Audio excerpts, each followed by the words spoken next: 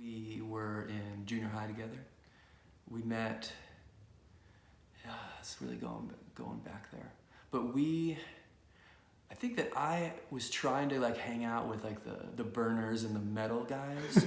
And then I kind of found out that really wasn't my thing. Like I was fairly, I was, sort of by default pretty straight edge, and a lot of the stuff that they were into that's it. wasn't my deal.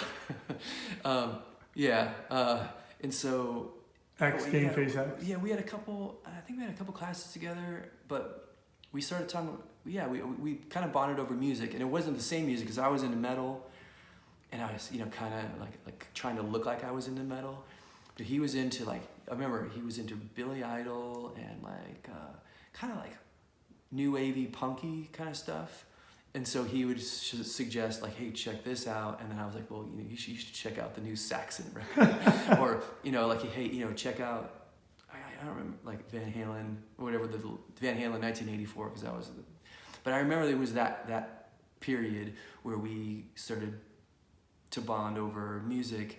And for me, it was like a good way to sort of sidestep getting into like a shitty crowd, because of the metal, the guys that were into metal, with a few exceptions, because there were some nice guys that we kind of brought along with our group, but I did sort of avoid going down a dark hole but also I think it's like we would go a lot like with his uncle, like thrift store shopping and record store shopping, and I remember we would get records from him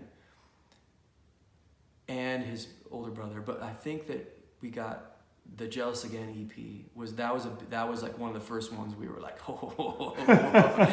But there was a lot, and that was also when we discovered the band Candy, which is not punk rock at all, but like we loved it. Like it was like the right amount of like power pop and guys that like looked like they played metal, but it wasn't. It was kind of like.